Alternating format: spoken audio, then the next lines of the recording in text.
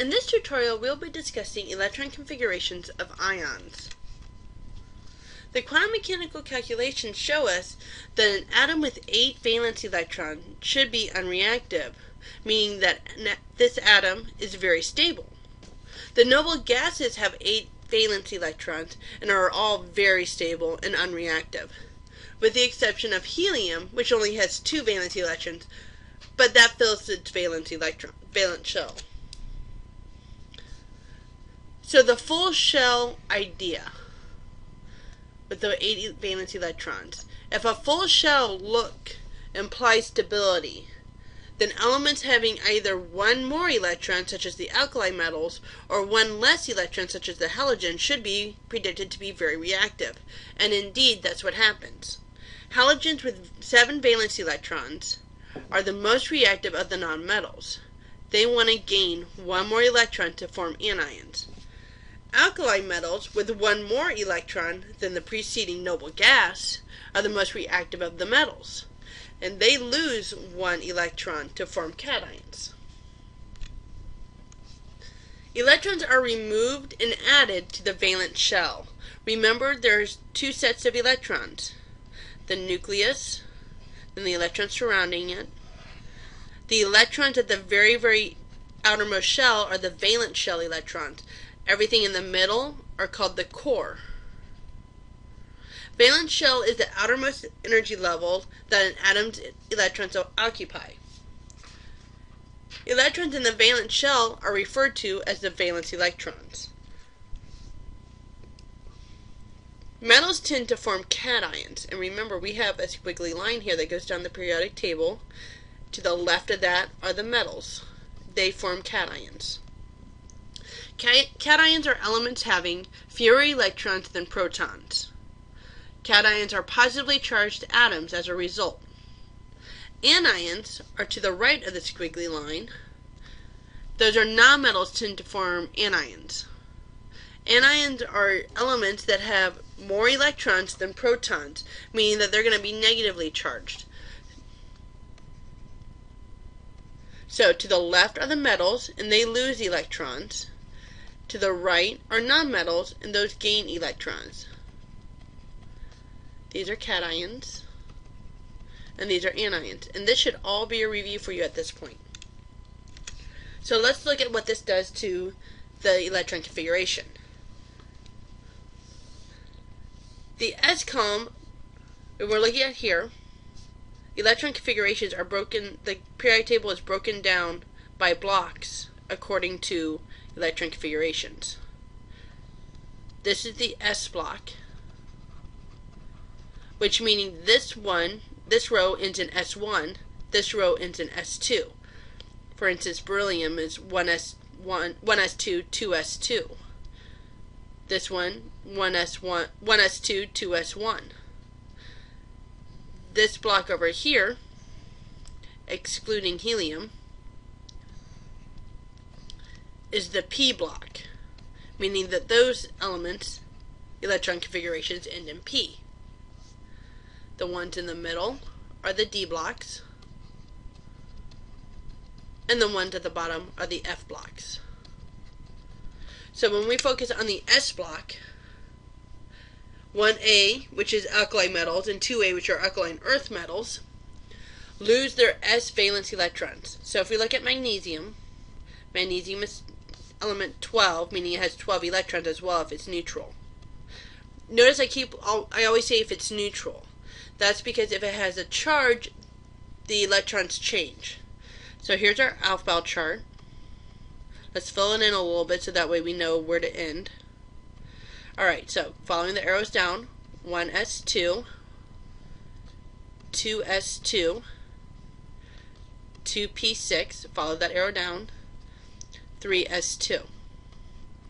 If it becomes a +2 charge, that means it's only going to have 10 electrons instead, because the protons minus the electrons is equal to the charge. So if the protons are 12 and the electrons are x and it has a +2 charge, when we solve for x is equal to 10. So when these electrons react. It's the s block. It's the s orbitals that lose their electrons. And that's why it forms the neon configuration. The p block, the elements on the right side of the periodic table, lose their p valence electrons first, and then their s. The full d subshells are very stable, so once it actually loses it, it's okay. Alright, so let's look at 10. 10 is element 50, and it's a configuration of krypton plus 4d10, 5s2, 5p6.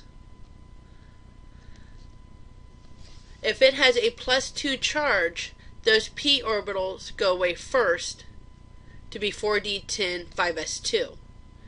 If it's a plus 4, that means it loses 4 electrons. So the 2p electrons, then it goes down to the s electrons, so it's 4d10 now.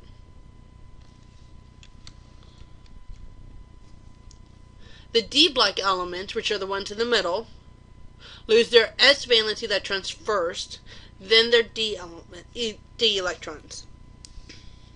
So iron, which is 26, has a configuration of argon plus 3d6 4s2.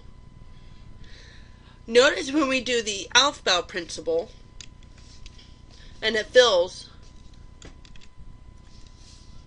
we actually go 3p6, 4s2, and then back to 3d10. When you write it out, write it in numerical order with S, P, D, and F in that order. So even though they technically fill this one first in numerical order, these are actually the furthest one out because they're the fourth energy level. They're the fourth shell away. So therefore these are going to be the ones lost first.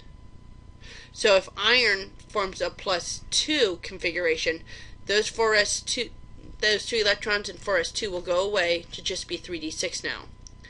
If it's iron 3, that means we've lost 3 electrons, so the 2 electrons in the 4s, then we go down to the 3d. The F group elements, which are the ones at the very, very bottom, lose their s valence electrons first, and then their F valence electrons. So berkelium, that's a really big number there, 97 for electron configuration. That's radon plus 5f9, 6s2. Sorry. 5f9, 7s2. Berkelium with a plus 2 charge then loses those 2 electrons in 7s to just have 5f9 now. If it has a plus 4, that means it loses those 2 electrons plus another 2 from here to be 5f7. Anions are exactly the reverse. Instead of taking away electrons, we're now adding electrons. So ordinarily, oxygen would be 2s2, 2p4. However, if it's a negative 2 charge, that means we've added 2 electrons to be 2s2, 2p6, which happens to be the noble gas configuration of neon. Iodine is 4d10, 5s2, 5p5. With a negative 1, we add 1 electron to be 5s2, 5p6, which is the same thing as xenon. So let's talk about the magnetic properties of transition metals and anions. Electron configurations that result in unpaired electrons mean that the atom or ion will have a net magnetic field. This is called paramagnetism. And they will be attracted to a magnetic field. Electron configurations that result in a paired electrons mean that the atoms or ion will have no magnetic field. This is called diamagnetism. These are slightly repelled in a magnetic field. So what exactly are we referring to here? If we look at two sets of iron, we have iron and iron 3 plus.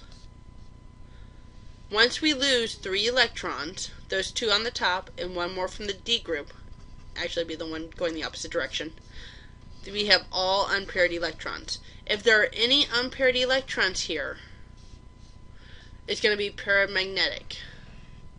If these were all completely paired up, then they would be diamagnetic. So ions with unpaired electrons are paramagnetic. Ions with no unpaired electrons, they're all paired up, are diamagnetic. And that gives you an explanation on how to do electron configurations for ions.